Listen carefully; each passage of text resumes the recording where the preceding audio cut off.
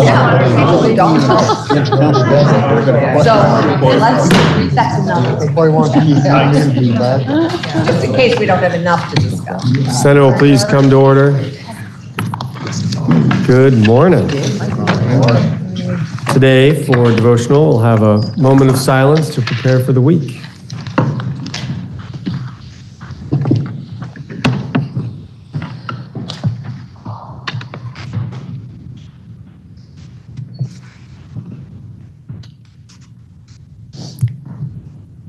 Thank you. Please rise if you're able for our pledge. I pledge allegiance to the flag of the United States of America and to the republic for which it stands, one nation, under God, indivisible, with liberty and justice for all. Are there any announcements? Seeing none, we will move on. Under Rule 44A, we have a referral, S79 on the calendar appearing for notice, having not obtained calendar notice by crossover, is referred to the Committee on Rules. We have another bill on the calendar for notice, H53, affecting the revenues of the state, will be committed to committed to the Committee on Finance under Rule 31. We have a resolution to adopt this morning, weekend adjournment, JRS 22. Please listen to the reading of the resolution. JRS 22, Joint Resolution Relating to Weekend Adjournment. Resolved by the Senate and House of Representatives that when the two houses adjourn on Friday, April 7, 2023, it be to meet again no later than Tuesday, April 11, 2023. Now you've heard the reading of the resolution. The question is, shall the Senate adopt the resolution? Are you ready for the question? If so, all those in favor, please indicate by saying aye. Aye. Those opposed indicate by saying nay. The ayes have it, and you have adopted JRS 22. We have a few bills for introduction and reference. We'll start with the Senate bills for introduction. S143, introduced by Senator Rahm Hinsdale. Please listen to the first reading of the bill by title. S143, an act relating to miscellaneous changes to civil rights reforms, law enforcement activity, and correctional services. Now you've heard the first reading of the bill is referred to the Committee on Judiciary. We now have for introduction S144, introduced by Senator Chittenden. Please listen to the first reading of the bill by title. S144, an act relating to increased notice and communication in school harassment, hazing, and bullying prevention policies and procedures. Now you've heard the first reading of the bills referred to the Committee on Education. We have some House bills for referral, the first being H276, introduced by Representatives Stevens and Chestnut Tangerman. Please listen to the first reading of the bill by title. H276, an act relating to creating a rental housing registry. Now you've heard the first reading of the bills referred to the Committee on Economic Development, Housing, and General Affairs. We have for referral H479. It was introduced by the House Committee on Transportation. Please listen to the first reading of the bill by title. H479, an act relating to the transportation program and miscellaneous changes to laws related to transportation. Now you've heard the first reading of the bills referred to the Committee on Transportation. We have H483, introduced by the House Committee on Education. Please listen to the first reading of the bill by title. H483, an act relating to the accountability and oversight of approved independent schools that are eligible to receive public tuition. Now you've heard the first reading of the bills referred to the Committee on Education. We have H486, also introduced by the House Committee on Education. Please listen to the first reading of the bill by title. H486, an act relating to school construction. Now you've heard the first reading of the bill is referred to the Committee on Education. That brings us to the orders of the day. Our first order of business is S135. S135 was read for the first time and was referred to the Committee on Economic Development, Housing, and General Affairs, which consider the same and recommends that when amended, the bill ought to pass. The bill is then referred to the Committee on Finance, which also recommends, reviewed the bill and recommends that when amended, the bill ought to pass, and then was referred to the Committee on Appropriations that when amended, believe the bill ought to be passed. Please listen to the second reading of the bill. S-135, an act relating to the establishment of VT Saves. Now you've heard the second reading of the bill, it was a committee bill, and for the report of the committee, the senator from Franklin, Senator Brock. Thank you, Mr. President. This is the kind of bill that I love. It costs next to nothing. It doesn't raise taxes. It starts a new program that is voluntary. And it saves the state money in the long term. What could be better than that? We have a problem in the United States, and we certainly have a problem in Vermont. And by the way, the one thing also I like about this that I didn't mention is we're not the first in the nation to do it. We don't have to lead the way. But we do have a problem in America, and a problem certainly in Vermont, in that people are not ready for retirement. And so many people leave the workforce and become of retirement age and find it very difficult to survive because they don't have the money and the funds available to do so. And this bill is designed to deal with that. You know, 45% of all Vermont employers don't offer retirement benefits. When an employer does offer a retirement plan, on average, does not offer a retirement plan, on average, about 5% of its employees are saving for retirement. But when an employer does offer such a plan, over 70% of employees participate in it. In Vermont, the people who don't have retirement coverage typically are lower earning, they're younger, they're less educated, they're more likely to be BIPOC, they're more likely to be female. Only 5% of Americans without access to workplace retirement are saving for retirement. And 2/3 of individuals without a workplace plan have less than $10,000 saved for retirement. And most Vermonters have inadequate emergency savings.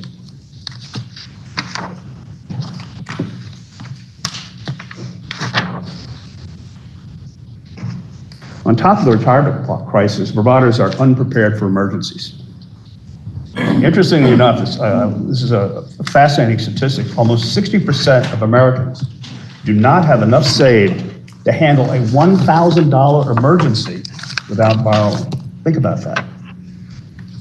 And what Vermont Saves is the creation of a Roth IRA available to every employee in Vermont, starting with those employers of 25 or more, and then dropping down to as few as 5 or more, depending upon the year.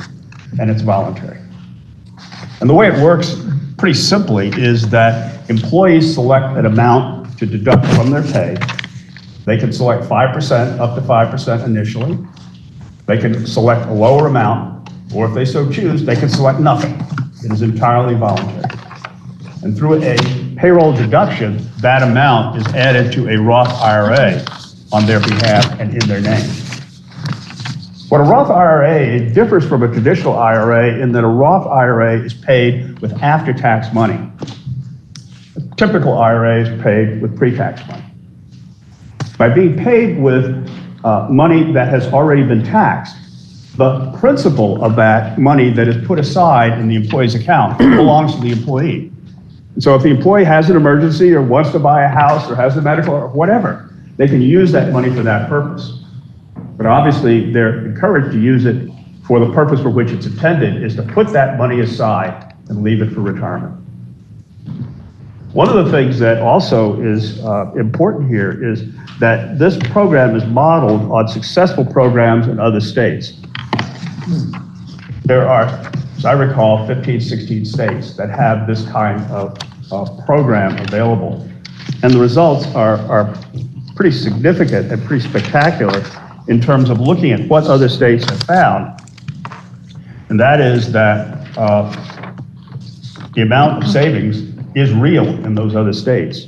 Savers in Oregon and California are setting aside an average about $2,000 per year. And total assets under management in the 6 active states, or other states that have 6 that are active, are about $735 million. as of January 31st of 23. And the average account balances are growing rapidly.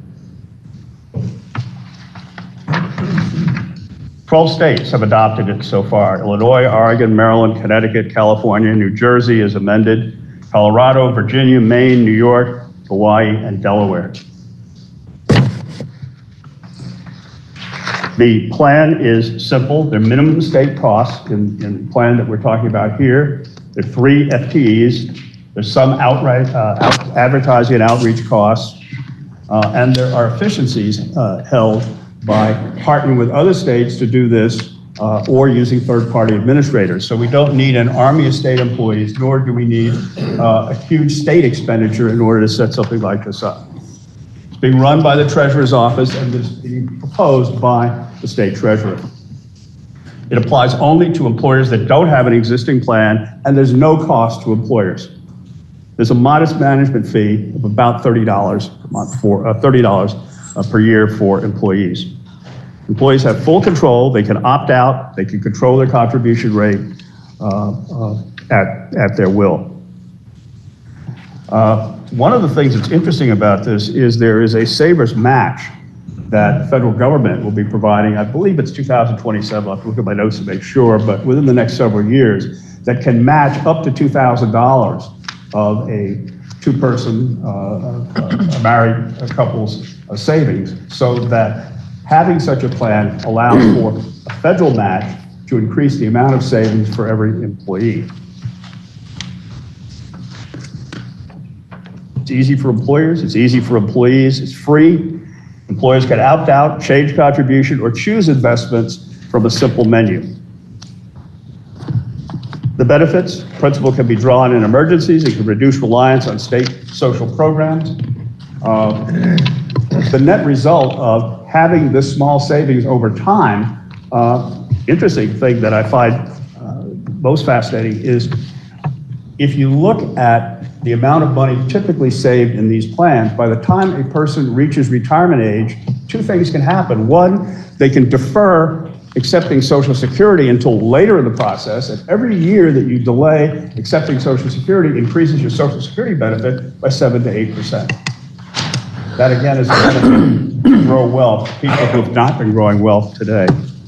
And it reduces costs to state government, because by having people who have savings of their own who can be used for retirement, there's less of a likelihood for an appetite for state programs to help them do that. As we look at the bill, let's go through quickly, and I'll try to be quick, section by section. In section 1, it adds a new chapter establishing the Vermont Saves Program.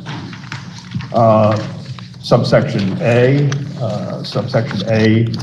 establishes the program to be administered by the state treasurer, sets forth the purpose of the program to increase the financial security for Vermonters by providing access to an IRA for Vermont employees of companies that don't currently offer a retirement program. Subsection B sets the type of an IRA for the program as a Roth IRA, provides the treasurer may add on an option for traditional IRA at some point in the future. Sets the initial contribution for a covered employee at 5%, but provides that the employee may change this to a higher or lower amount. It prohibits employers from making contributions under the plan. In other words, this is an entirely employee-sponsored and employee-paid plan. Treasurer may contact with a vendor to administer the program and directs the treasurer to design and implement the program in a manner consistent with federal law. Requires the treasurer to maintain separate records of accounting and to send annual reports to each participant of the program detailing the status of the participant's account. We've also checked with the state auditor, and the state auditor believes that the authority that the auditor has is consistent with providing the oversight necessary from an audit perspective to ensure that the plan is doing what it's supposed to do and that the funds are properly taken care of.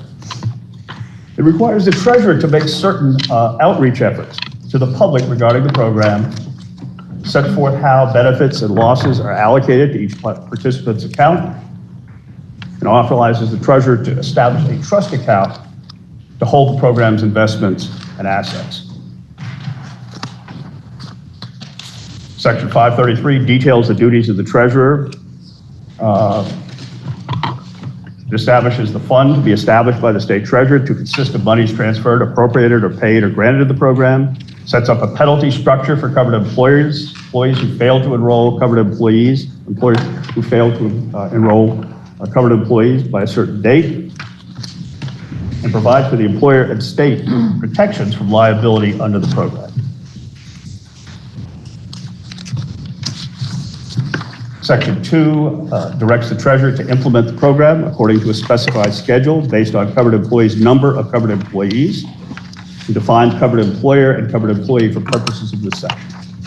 Section 3 provides an appropriation of $750,000 for FY 2024 from the general fund of the state treasurer to establish and administer the program, and authorizes the state treasurer to establish 3 exempt permanent positions for the program. Takes effect with the PUD passage.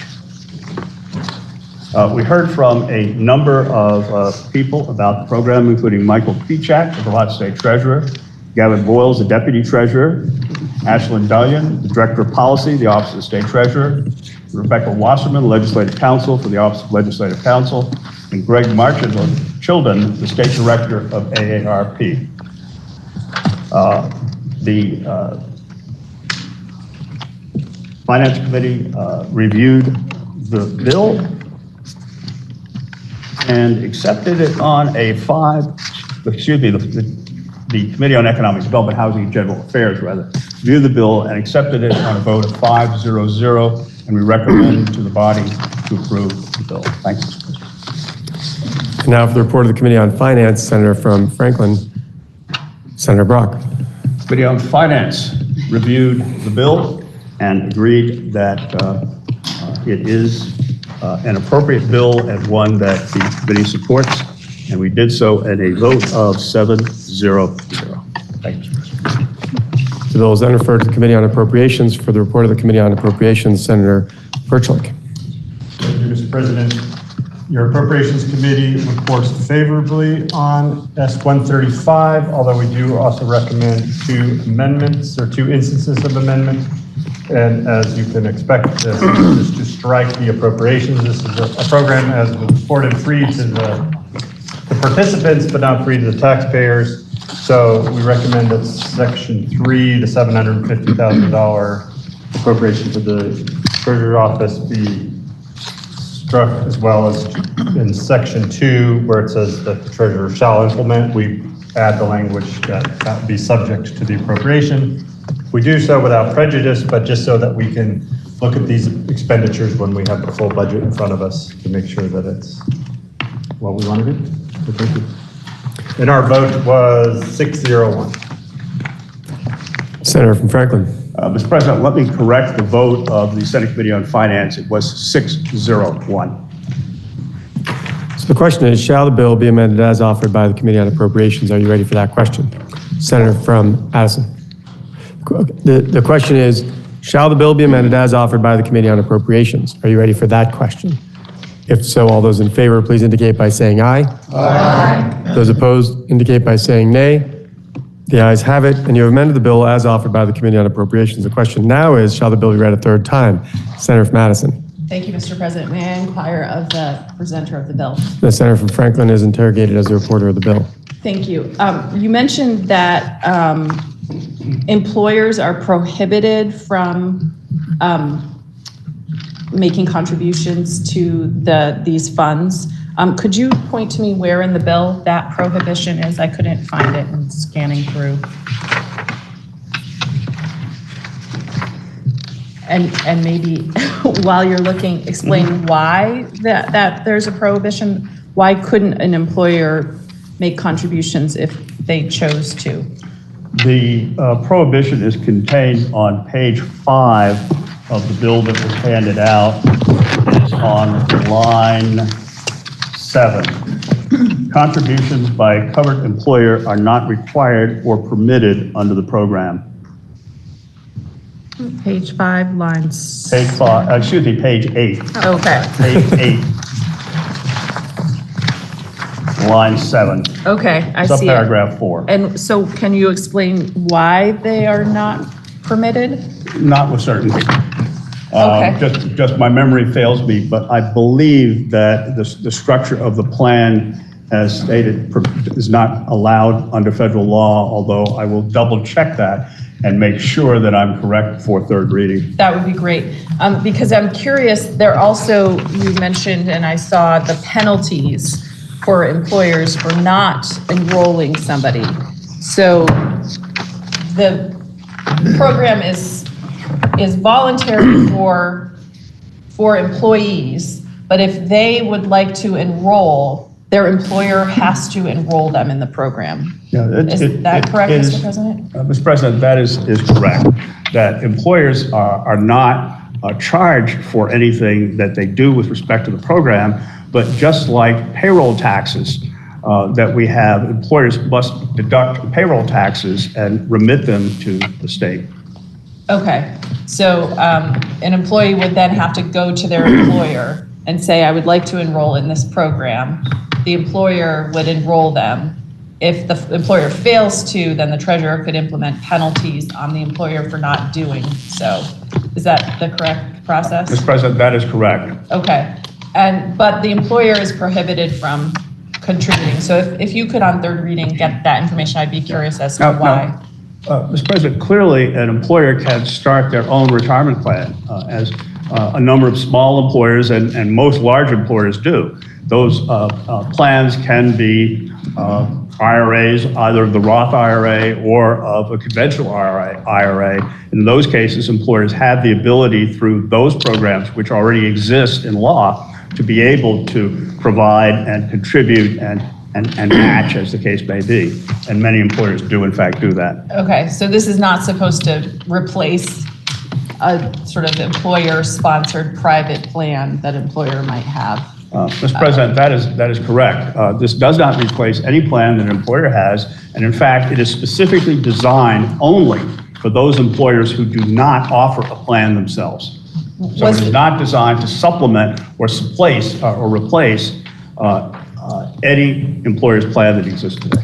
And what if an employer had a plan currently, and then because of this program decided to get rid of that plan, and then employees were sort of by default forced to do this? Is there a penalty for an employer doing that type of move? No, there is not. Employer could decide not to participate or to offer a plan of its own. But if they have a plan and they get rid of that plan and then tell employees, if you want to do a retirement plan, you have to do the state plan because I don't want to contribute to it. What happens if that? That employer has the absolute right to do that. Okay.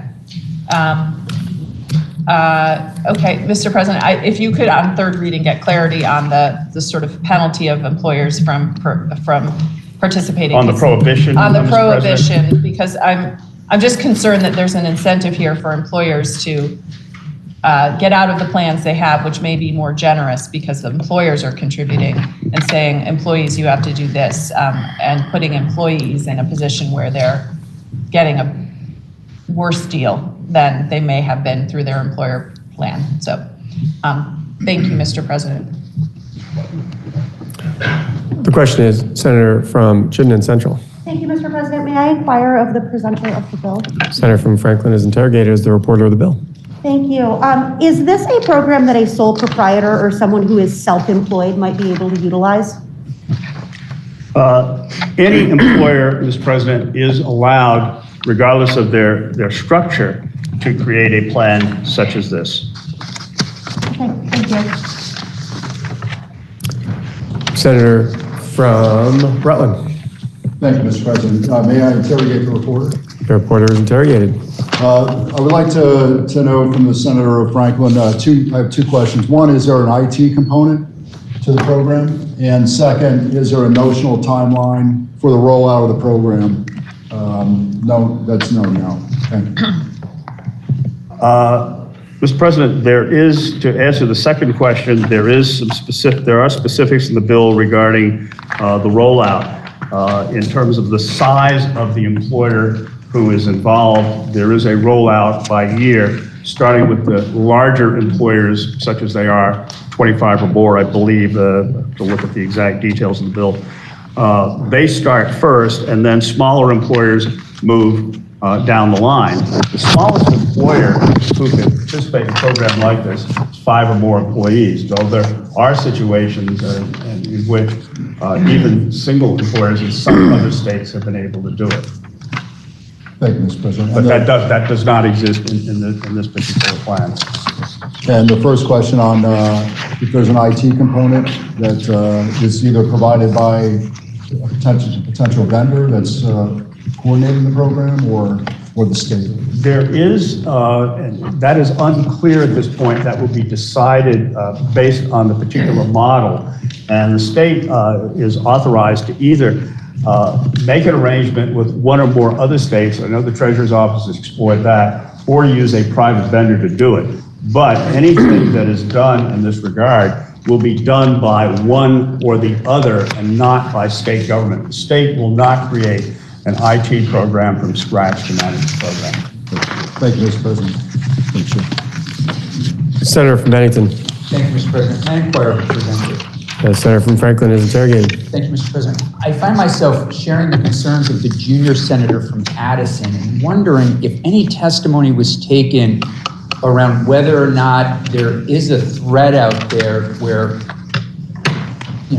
businesses might indeed say to employees, we are going to transition off of this match program, which I recognize can be expensive for a number of different nonprofits, small businesses, but will still allow you to have this state program, which may or may not benefit the employee as much. There was no testimony taken that reflected that when a program like this is started, that employers who already have a program have opted out. We certainly have not heard that. What we have heard, though, is that an extremely small number of small employers for which this program is designed have such programs in the first place. But there's no indication, nor did we hear any testimony, that it adversely affected employers who had such a program or would do so in Vermont or has done so in other states. We heard no testimony to that effect. So, Mr. President, just following, so you did hear from other states, municipalities that may have moved forward with this program, and there was no, and you didn't learn anything that there was a drop in businesses doing their match programs? We've not heard that on the one hand. On the other hand, it's not to say that it hasn't happened, but we certainly have no indication. Everything that we've heard, and I know the Treasurer's Office in particular, Mr. President, has contacted and reported to us that they inquired of other states about how their programs were working, and this as an issue did not surface. We also heard from the AARP director in a very favorable light on a program like this in terms of its overall effect on employers and employees. Okay, thank you, Mr. President. Question is, shall the bill be read a third time? Are you ready for that question? If so, all those in favor, please indicate by saying aye. Aye. Those opposed indicate by saying nay. The ayes have it, and you have ordered third reading of S-135. We now have up for consideration H-28. H-28 was read the first time and was referred to the Committee on Judiciary, which reports that the bill ought to pass. Please listen to the second reading of the bill. H-28, an act relating to diversion and expungement. Now you've heard the second reading of the bill. Now for the report from the Committee on Judiciary, the senator from Franklin. Thank you, Mr. President. H-28, an act relating to diversion and expungement, proposes to make a few simple procedural changes to the expungement process for people who have successfully completed diversion. Specifically, the bill would permit juveniles and adults who have satisfactorily met all diversion requirements to be eligible for expungement prior to their case being dismissed by the prosecutor. Currently, individuals need to have a case dismissed prior to expungement, along with other diversion-related requirements. The Senate Judiciary Committee heard testimony that the case dismissal requirement presents an obstacle, as we well know, to cases that would otherwise be expunged due to the court backlog and staffing issues. This bill attempts to clear that obstacle by doing away with the dismissal requirement and to otherwise help the courts with the backlog they face. By way of background, juvenile and adult diversion participants must meet certain requirements to be eligible for expungement, meaning that all case information, including law enforcement and court records, is completely purged from the person's record. Diversion cases can be expunged within 30 days after the 2-year anniversary of successful completion of diversion. The court provides notice to the parties instead of the state's attorneys to expunge the related records and provides the prosecutor an opportunity to contest the expungement within that 30-day period. To be eligible for expungement, diversion participants must meet the four requirements. 2 years have passed since successful completion of diversion and dismissal of the case by the state's attorney. And from that point, and dismissal of the case from the state's attorney is to be removed. The individual has not been convicted of a subsequent felony or misdemeanor during the 2-year period, and no proceedings are pending. The individual's rehabilitation has been attained to the court's satisfaction, and the individual does not owe restitution related to the case under a contract executed with the restitution unit. Related to the case under the contract with the restitution unit is going to be removed. Section 1 of the bill amends 3 VSA 163, which governs the juvenile diversion program, to do away with the dismissal requirement under subsection E1A, and to emphasize that all remaining requirements be met prior to expungement.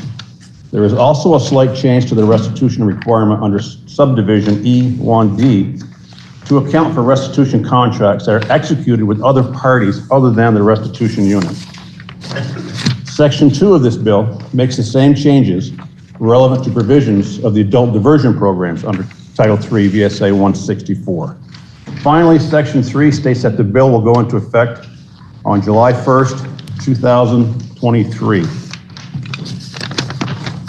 Your Judiciary Committee heard from the Director of Court Diversion and Pretrial Services, Legislative and Assistant Appellate Attorney, Vermont Department of State's Attorneys and Sheriff, Leg Counsel, Office of Legislative Counsel, the Deputy Defender General and Chief Juvenile Defender, Defender General's Office, Executive Director, Center for Crime Victim Services, and the Chief Superior Judge, Vermont Judiciary. The vote out of your Senate Judiciary was 5-0-0, and we ask for the support of this Senate. Question now is, shall the bill be read a third time? Are you ready for the question? If so, all those in favor, please indicate by saying aye. Aye. Those opposed indicate by saying nay. The ayes have it, and you've ordered third reading of H28. We now have up for consideration S25. S25 was read for the first time, referred to the Committee on Health and Welfare, which considered the same and recommends that when amended, the bill ought to pass. The bill was then referred to the Committee on Finance, which also considered the same and recommends that when the bill is amended, the bill ought to pass. Please listen to the second reading of the bill. S25, an act relating to regulating cosmetic and menstrual products containing certain chemicals and chemical classes, and textiles and athletic turf fields containing perfluoroalkyl and polyfluoroalkyl substances. Now you've heard the second reading of the bill. For the report from the Committee on Health and Welfare, the Senator from Rutland, Senator Williams. Thank you, Mr. President. I'm here to report the Health and Welfare Committee's amendment to S25. May I report that amendment? You can report the bill and the underlying amendment, yes. Background is following the discovery of PFAS contaminants in drinking water in and around the old ChemFab plant in North Bennington. The legislature has passed a number of bills to reduce Vermont's exposure to toxic PFAS chemicals. Vermont's done extensive testing and has found PFAS chemicals in a number of community water, soil, and wastewater facilities and in landfills. The negative health effects of PFAS and the other chemicals covered in this bill such as phthalates and formaldehyde are extremely documented by peer-reviewed research. PFAS is found to cause cancer, thyroid disease, reproductive and developmental toxicity, and harm to the immune system. Phthalates are hormone disrupting chemicals that have been found to cause reproductive harm, lower fertility, and increase risk in testicular and prostate cancer. Formaldehyde is a known carcinogen and can cause rashes and allergic skin reactions. This bill builds on work being done on other issues in other states, most notably California, Maryland, and Washington State. We'll ban a list of 14 chemicals and chemical classes from personal care products. These products include shampoo, makeup, deodorant, sunscreen, hair dyes, and more. There are no federal requirements to test the safety of chemicals before they are used in personal care products. Many known toxic chemicals are used in or found as contaminants in personal care products, including PFAS, lead, and formaldehyde. Retailers have been taking the lead in moving away from toxic chemicals identified in this bill, including Target, Walmart, and CVS. Several Vermont businesses like Urson Major, Vermont Skincare Company, and Seventh Generation make products without these toxic chemicals and are strongly in support of this legislation. Textiles. F-25 proposes to have to ban PFAS in textiles. The Vermont Department of Environmental Conservation testified that textiles are one of the largest sources of PFAS in our landfills, which is why the legislature acted to ban PFAS from rugs and carpets in 2021. At the time, we were told manufacturers were not ready to replace PFAS and other types of textiles like outdoor clothing, where PFAS was added to make zero water, sweat, and stain resistant. S-25 mirrors the language already enacted in California. Because California is such a large market, it will drive industry-wide change. But in the meantime, we don't want the East Coast to become a dumping ground for textiles with PFAS once they're banned in California. Artificial turf. Artificial turf has been tested by independent labs and found to contain PFAS chemicals. We heard in testimony that these chemicals are likely not added, but appear to be used in the manufacturing process and end up contaminating the turf. According to the Massachusetts Department of Human Health, exposure to chemicals in artificial turf can occur when breathing in dust from the turf, touching skin, or swallowing small amounts of crumbling rubber if hands haven't been washed. Further, PFAS chemicals are highly persistent and mobile in the environment, so concerns are raised about contaminating the soil and the water after fields are installed. The primary issues raised by manufacturers was having a longer implementation timeline.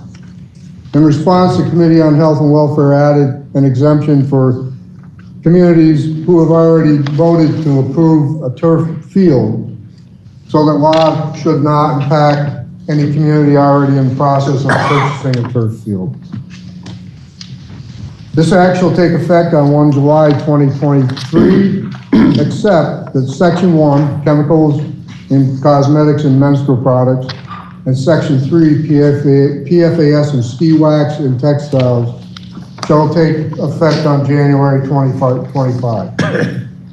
Section 3A shall take effect on July 1, 2027. Section 3B, the definitions, shall take effect on July 1, 2028, specifically B5, outdoor apparel and outdoor and outdoor apparel for severe wet conditions. Examples of extreme conditions are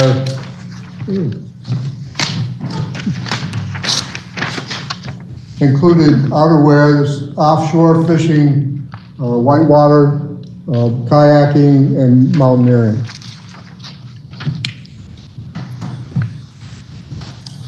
Passage of this bill will be one more step that Vermont is taking to protect public health, following the lead of other states like California and Washington, to name a few.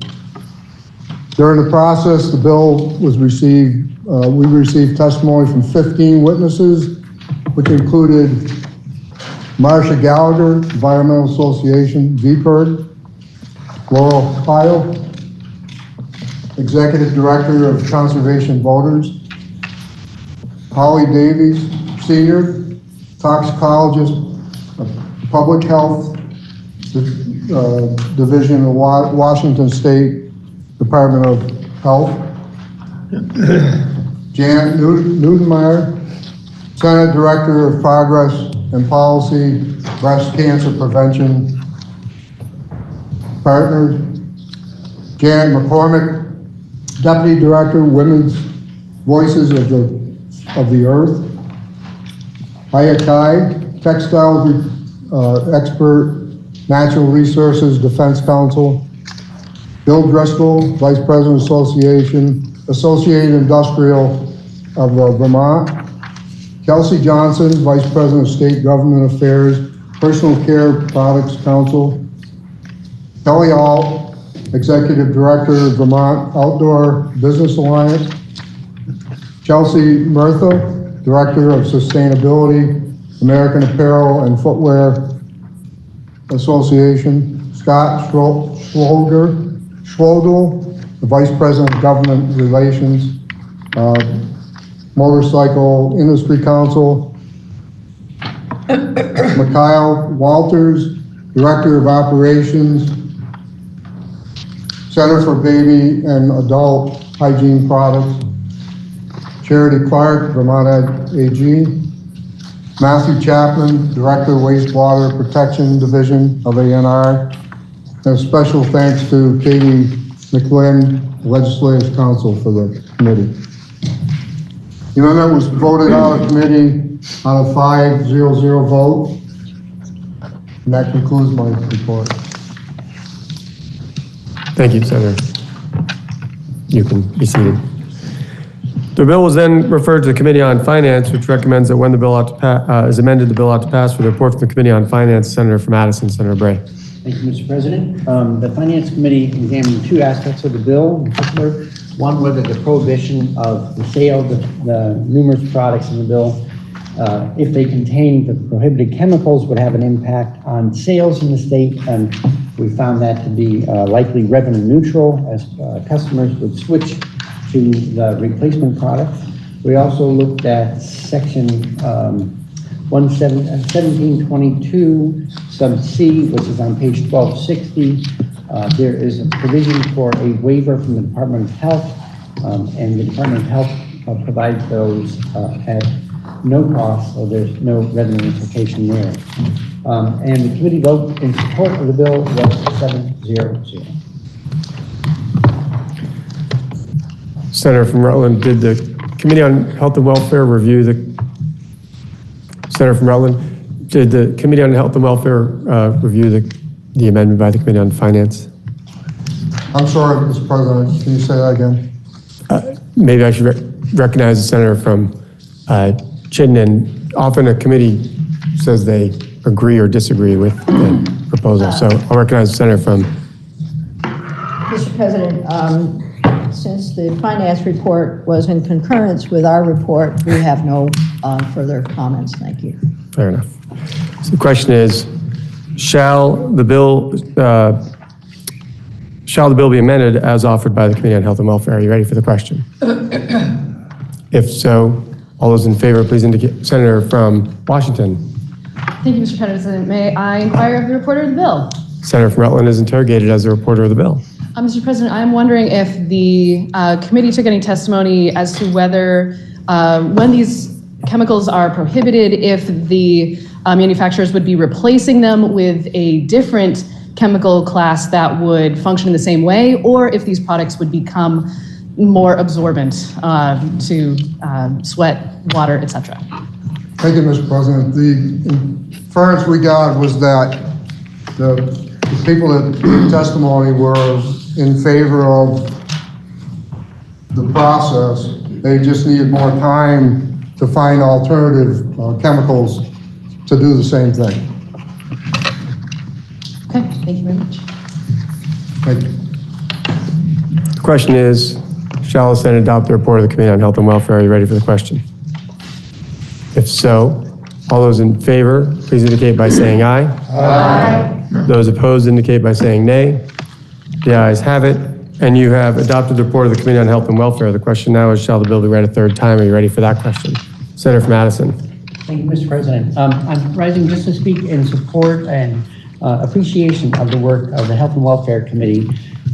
This Senate is very familiar with the problems related to PFAS, as we had the very unfortunate situation in Bennington, and that alerted us to the pervasive nature of PFAS and the many exposures that we're dealing with for PFAS that's already been introduced into the environment. I think the important step that Health and Welfare is taking in this bill, and that I hope you all support, is that instead of having to deal with these chemicals once introduced into the environment, we're trying to get ahead of the problem and reduce the number of chemicals that ever come into the state to begin with. Senator from Chittenden Southeast. Thank you, Mr. President. For years, we've worked collaboratively with all of you, and in particular, our Committee on Natural Resources and Energy. And Vermont is seen as a leader in this area, which is significant. In this bill, we are working collaboratively with other states, and knowing that our steps forward are still an example to other states who have not yet taken a position on removing chemicals from consumer products that can be so toxic and cause so much cost in healthcare in the future. Mr. President, thank you, and I look forward to the final vote. Question is, shall the bill be read a third time? Are you ready for that question? If so, all those in favor, please indicate by saying aye. Aye. Those opposed indicate by saying nay. The ayes have it, and you've ordered third reading of S25. We now have up for consideration S60. Second reading has already occurred, and action was then postponed. And the pending question is, shall the bill be amended as recommended by the Committee on Finance? The senator from Franklin also would like to now offer an amendment in that regard, and it is being, I believe, handed out to you. Or excuse me, the amendment is in the calendar. The underlying question is being handed out to you. Senator from Franklin. Mr. President, the document that was handed out reflects an amendment offered by the Committee on Finance regarding charter adoption approval relating to the town of South Hero. And we would like to withdraw that amendment. Without objection, that amendment is withdrawn. Hold on just a moment. Let me correct that, Mr. President. I'm looking at an amendment that is to be offered today that is a substitute amendment by the committee. I think that would be more appropriate. But I gather the procedure may be to have this amendment be offered and then the substitute amendment immediately substituted, effectively withdrawing that amendment. Is that correct?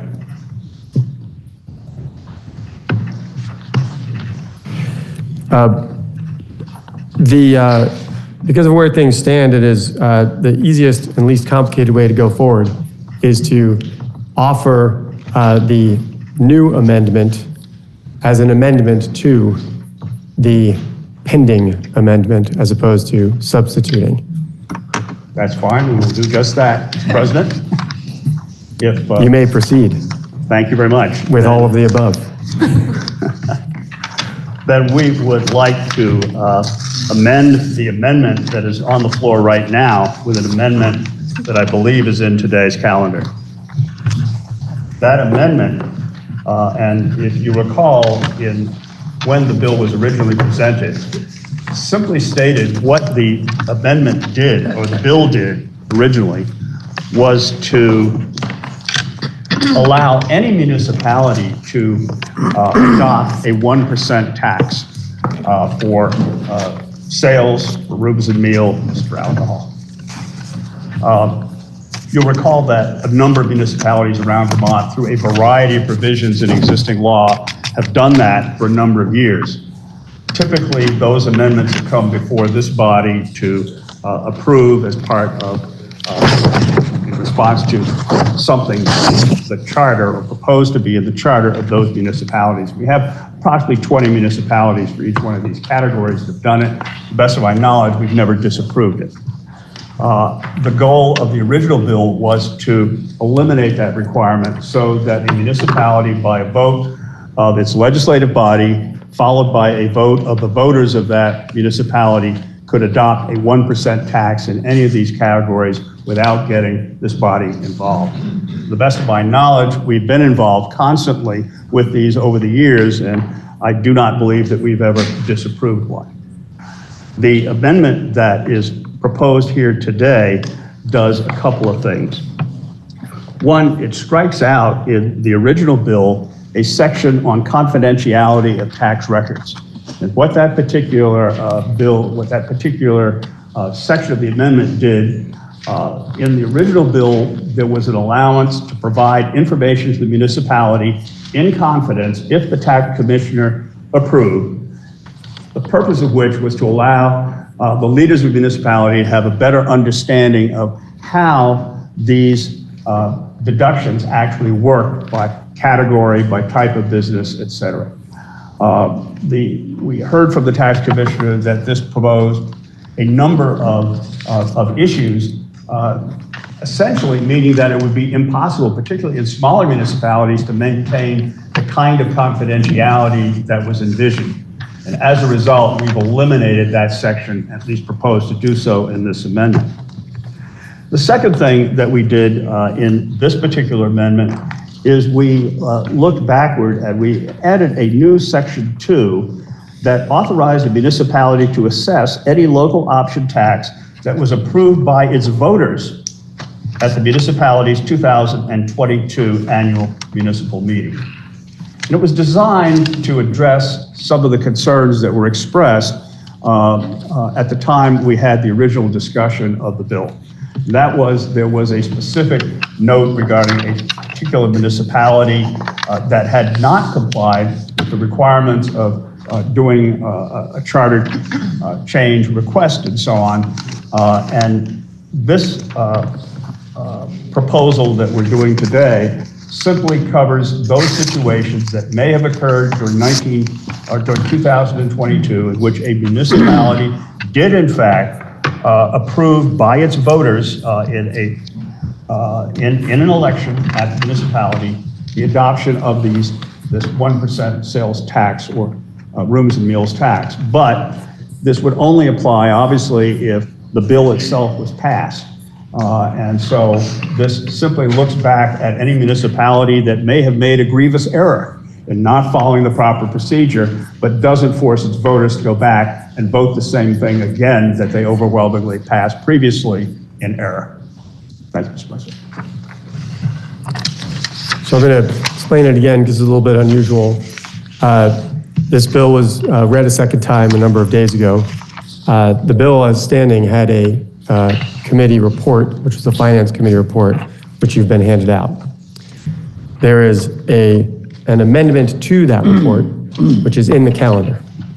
So the motion will be, shall the report of the Committee on Finance be amended as offered by the Senator from Franklin and others? One further piece of clarification. In the amendment, as found on page 1266, we believe there is additional language that would then be repeated if it were added, which is the "and by renumbering the remaining section to be numerically correct." because that is already in the underlying finance amendment after section 3. So we'll consider that a Scribner's error, but if anything has to be further corrected, we will do that. We'll have another option, given that we still have third reading. So the question now is, shall the report of the Committee on Finance be amended as offered by the Senator from Franklin and others? Are you ready for that question? Senator from Madison. Thank you, Mr. President. And I just want to thank the Finance Committee and particularly the Senator from Franklin for sticking with this and finding a compromise that didn't impinge on the Senate Government Operations Committee's jurisdiction over town charters, but still finding a path forward for the town in question within the boundaries of the Finance Committee. So thank you to the chair and the Senator from Franklin, and the GovOps Committee is fine with this sort of compromise solution. So thank you, Mr. President. So the question is, shall the report of the Committee on Finance be amended as offered by the Senator from Franklin and others? Are you ready for that question? If so, all those in favor, please indicate by saying aye. Aye.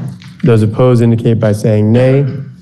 The ayes have it, and you have amended the report of the Committee on Finance. The question now is, shall the bill be amended as offered by the Committee on Finance as amended? Are you ready for that question? If so, all those in favor, please indicate by saying aye. Aye. Those opposed indicate by saying nay.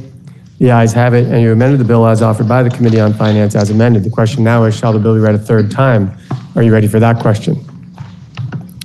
If so, all those in favor, please indicate by saying aye. Aye. Those opposed indicate by saying nay. The ayes have it, and you have ordered third reading of S60. We now have up for consideration S80. S80 was read for the first time and referred to Committee on Natural Resources and Energy, which considered the same and recommends that when the bill, I believe when the bill is amended, the bill ought to pass. The bill was then referred to Committee on Finance that recommended that when amended, the bill ought to pass. And the bill was then referred to Committee on Appropriations, which recommended that when the bill is amended, the bill ought to pass. Please listen to the second reading of the bill. S80, an act relating to miscellaneous environmental conservation subjects. Now you've heard the second reading of the bill for the report from the Committee on Natural Resources and Energy, the Senator from Addison, Senator Bray. Thank you, Mr. President. Again, so I'm reporting on S80, an act relating to miscellaneous environmental subjects. Appears in today's calendar beginning on page 1267.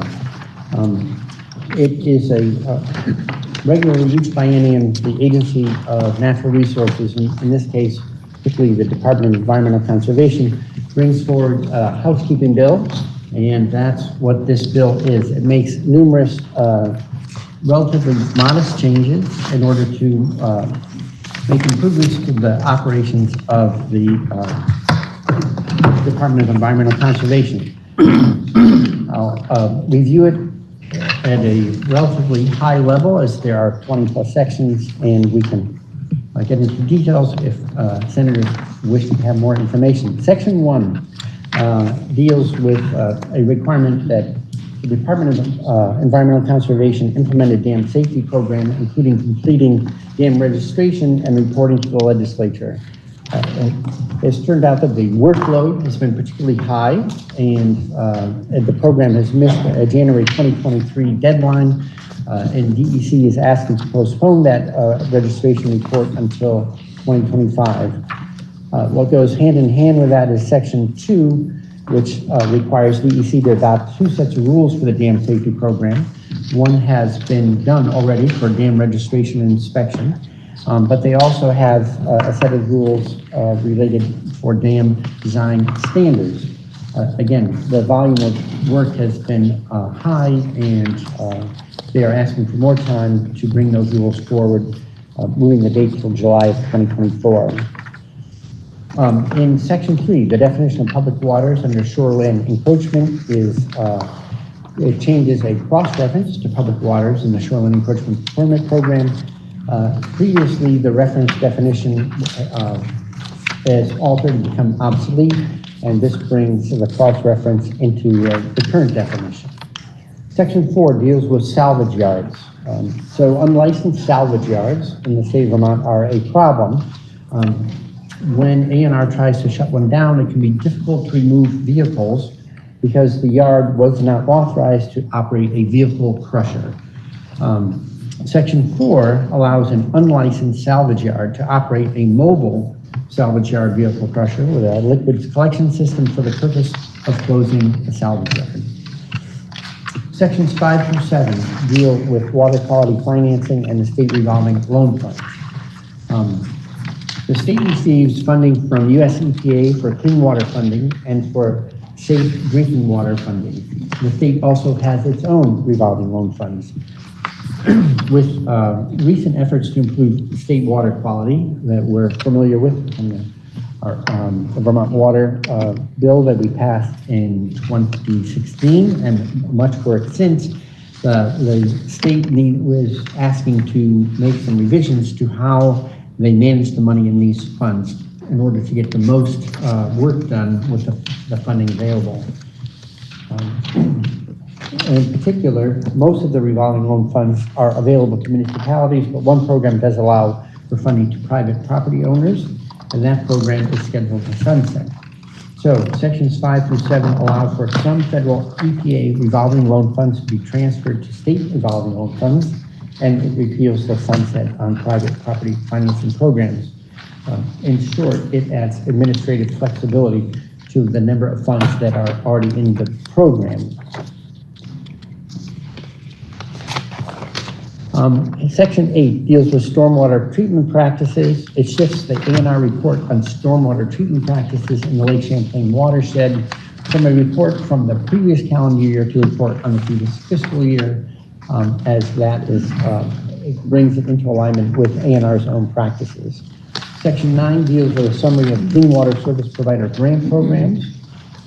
Back in 2019, the legislature established a clean water service provider model to help fund and implement water quality projects at a more local, targeted level. A&R administers the program, and the legislature required A&R to report back in January 23 on the administration of the program. That program is successful, but the Agency of Natural Resources is requesting an additional year to report and bringing us a report in January 24. Section 10 deals with Acts and Resolves number 76, nutrient credit trading report.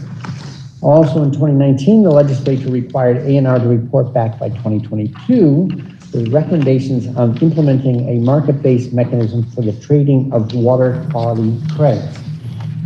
That work is underway, but A&R is requesting that they are given extra time in order to deliver that report in 2024. Sections 11 through 13 deal with A&R penalties.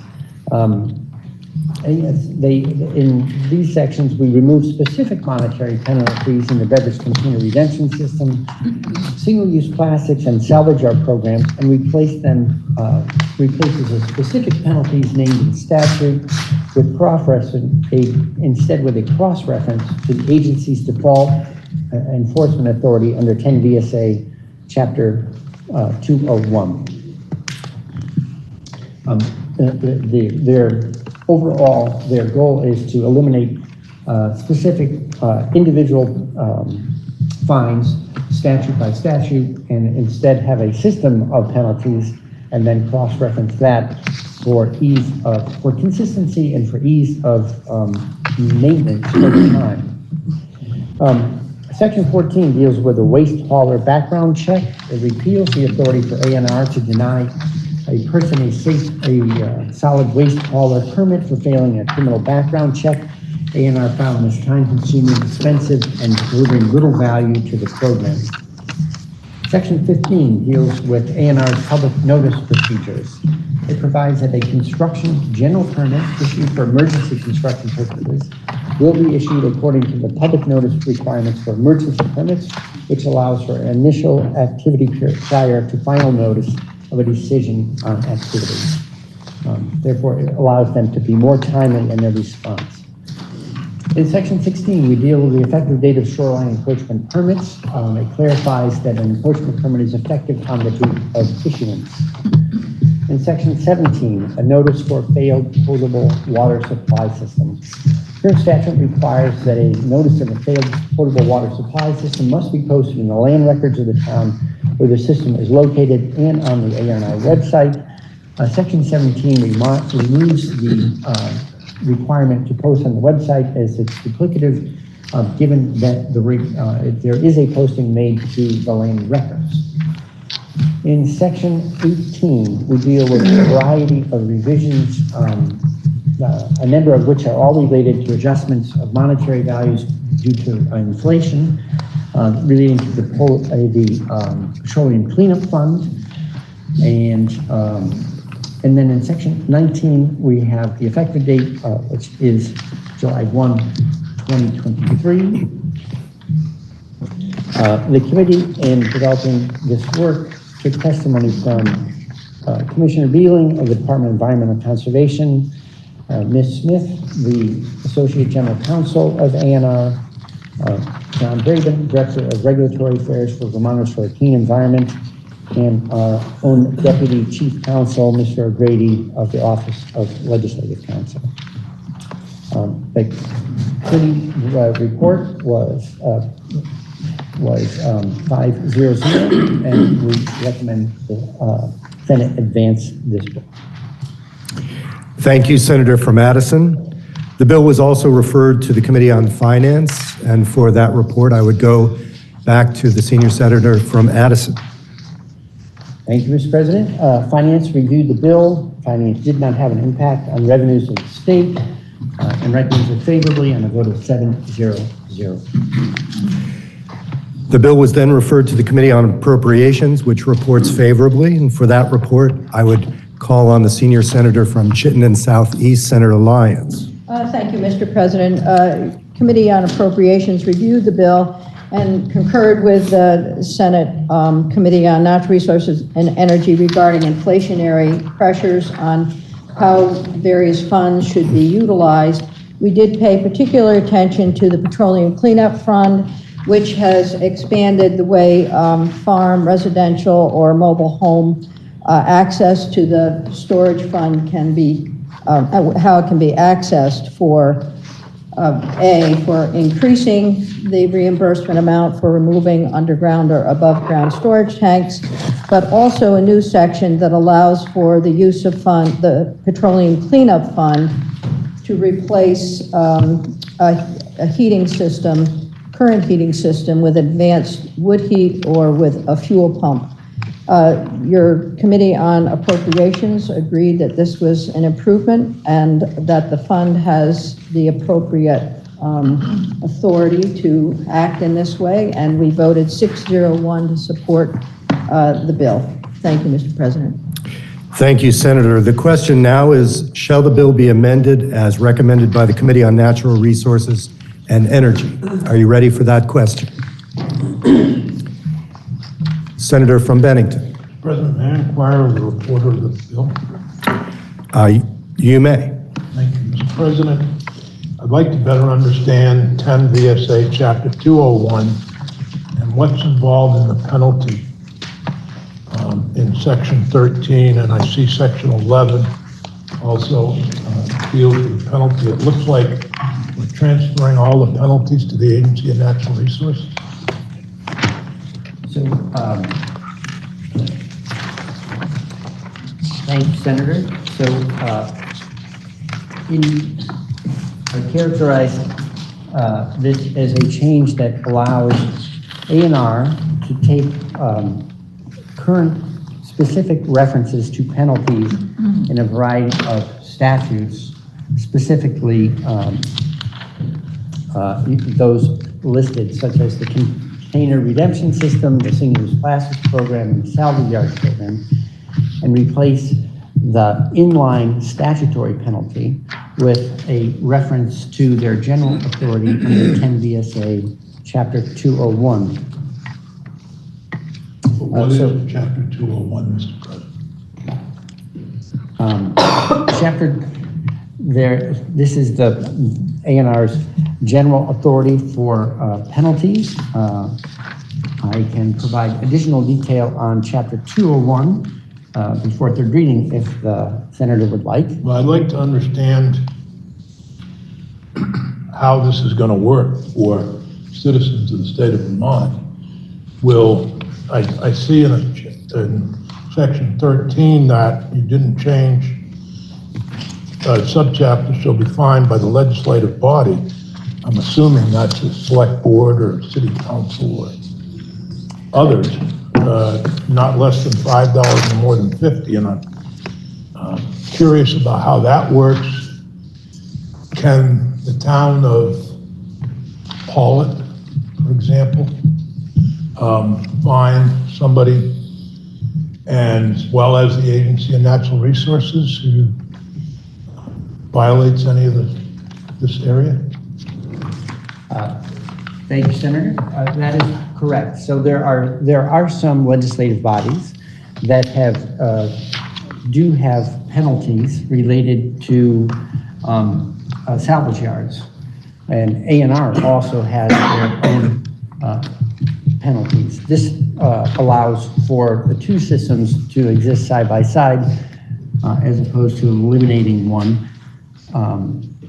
So in other words, the legislative body's ability to fine stands, and then in the same way as in prior sections 11 and 12, the cross-reference here, instead of a particular penalty, a cross-reference to 10 VSA 201 is provided for A&R's penalty schedule. Is a zoning violation in chapter 201, Mr. President?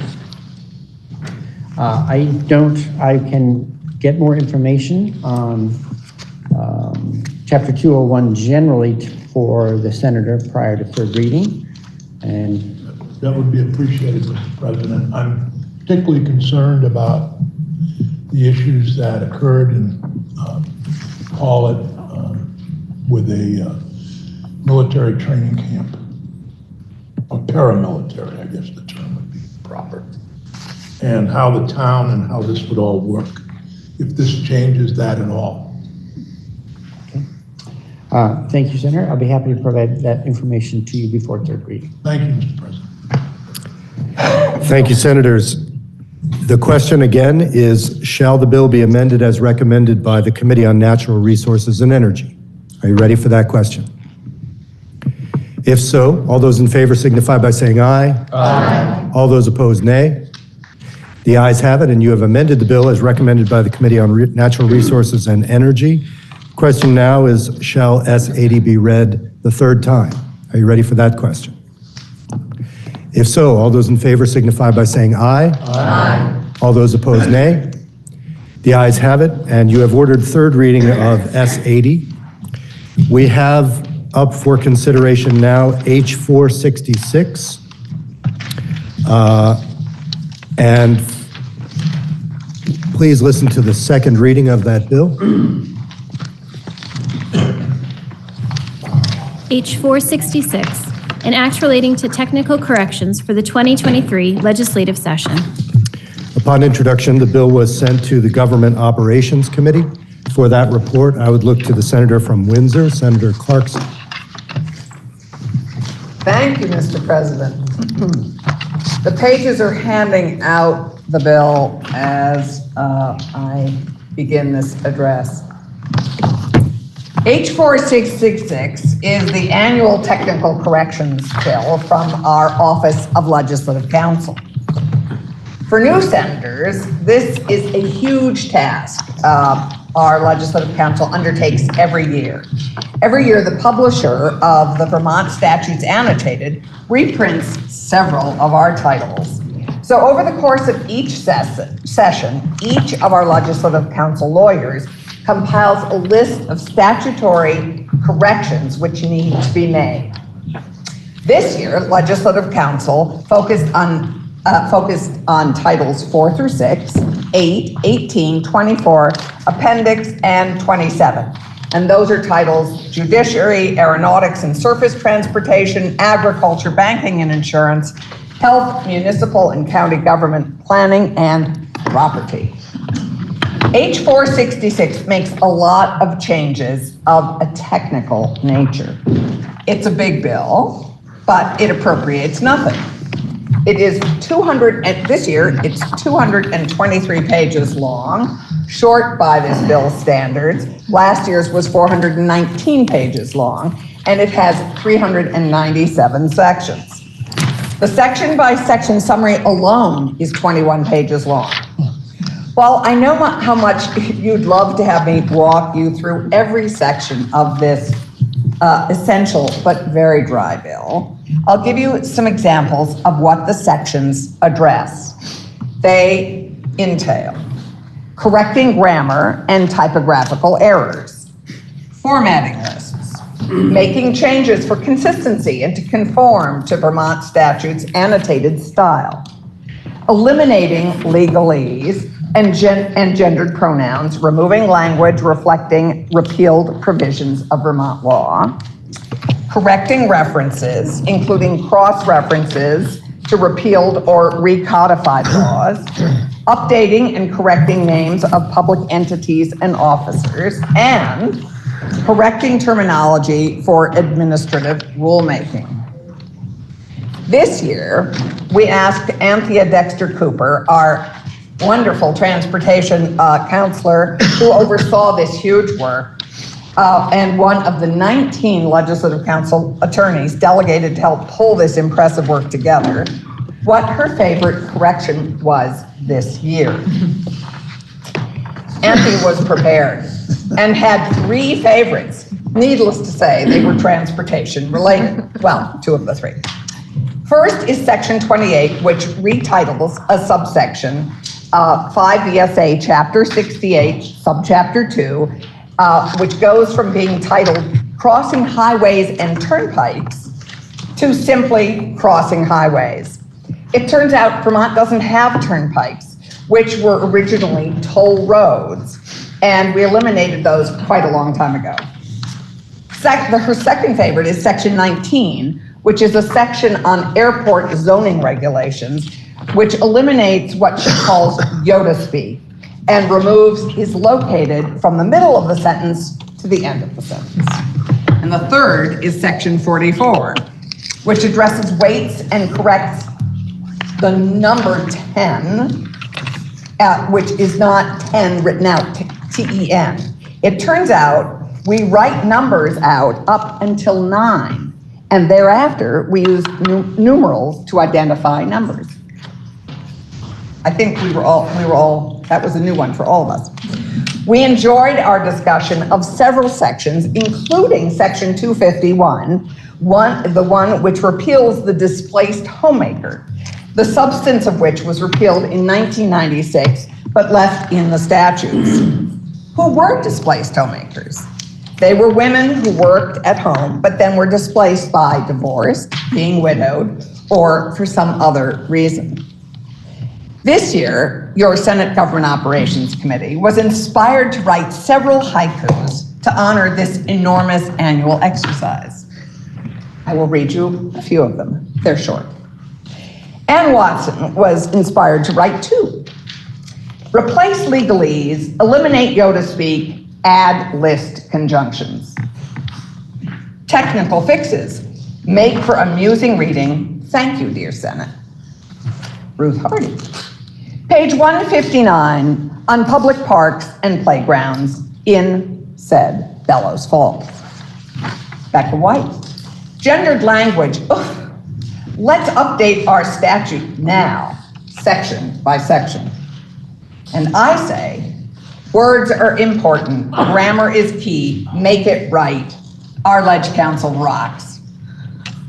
As Jen Carby, now the director of our Legislative Council, who oversaw this work for several years, has said, it is very satisfying to turn impenetrable legalese into something more concrete that readers can understand.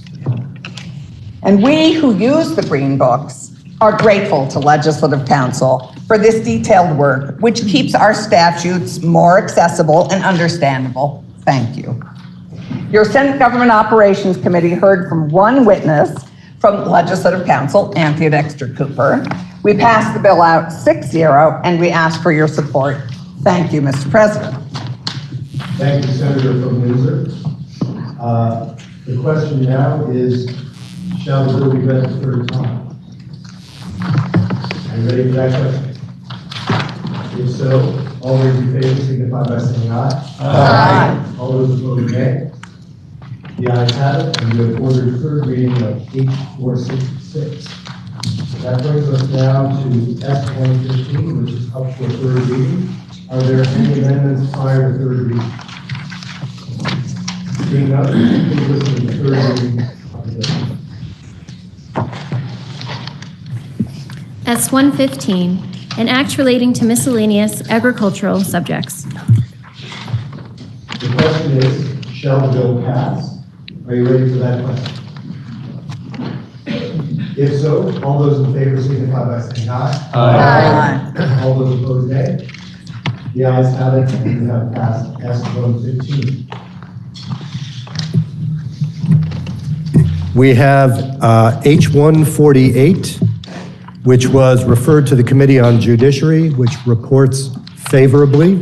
For the report of the Committee on Judiciary, I would recognize the senator from Windham, Senator Hashim. Mr. President. Excuse me, one moment. Please listen to the second reading of the bill. H148, an act relating to raising the age of eligibility to marry. My apologies, Senator. Please continue with the report.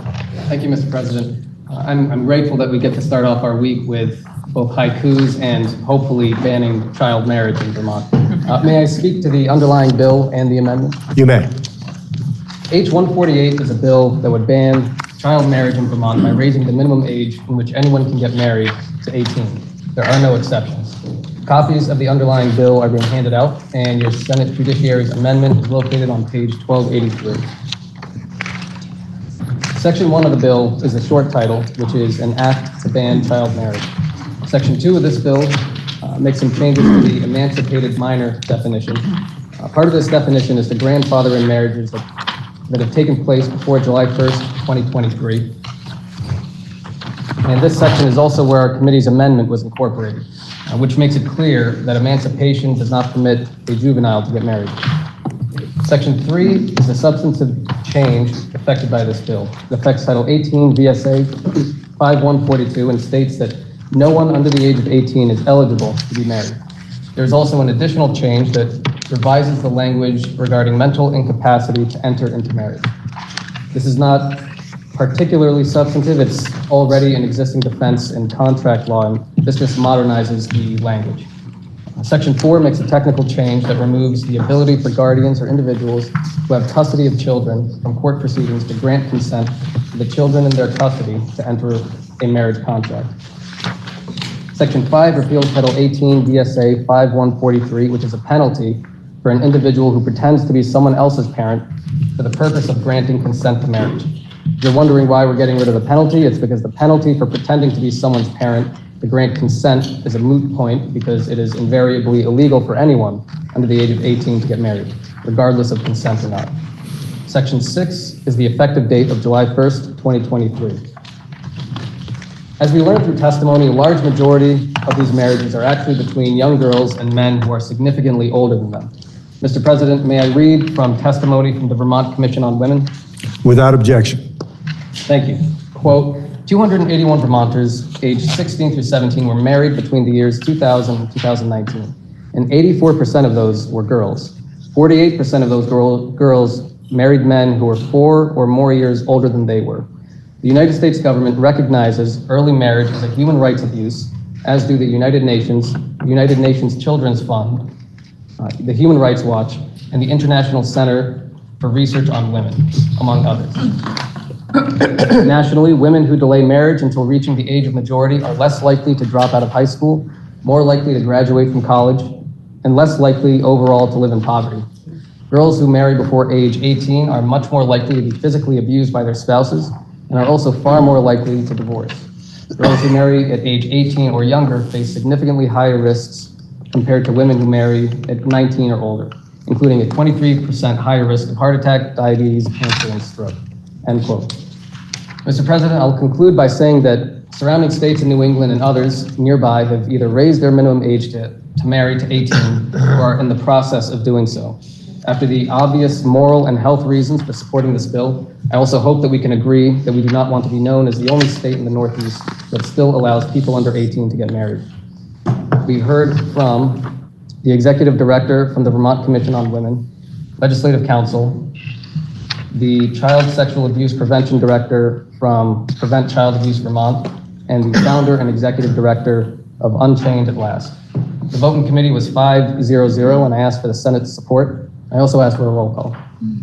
Thank you, Senator. The question now is, shall the bill be amended as recommended by the Committee on Judiciary? Senator, to clarify, would you like a roll call on the amendment or the final product? The final bill, please. Thank you. The question is, shall the bill be amended as recommended by the Committee on Judiciary? Are you ready for that question? If so, all those in favor signify by saying aye. Aye. All those opposed, nay. The ayes have it, and you have amended the bill as recommended by the Committee on Judiciary. Question now is, shall the bill be read the third time? Are you ready for that question? If so, a roll call has been requested. And I would call on the Senate Secretary to call the roll.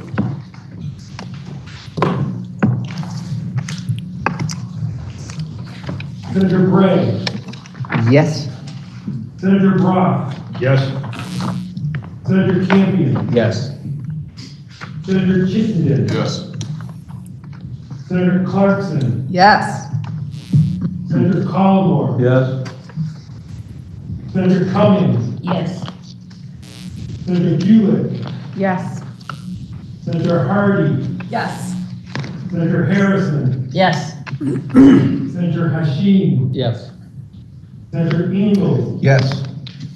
Senator Kitchell. Yes. Senator Lyons. Yes. Senator McDonald. Senator Mazza. Yes. Senator McCormack. Yes. Senator Norris. Yes. Senator Perschlip. Yes. Senator Ron Hinsdale. Yes. Senator Sears. Yes. Senator Starr. Yes. Senator Bieholsky. Yes. Senator Watson. Yes. Senator Wheat. Yes. Senator Westman. Yes. Senator White. Yes. Senator Williams. Yes. Senator Renner. Yes. Senator McDonald.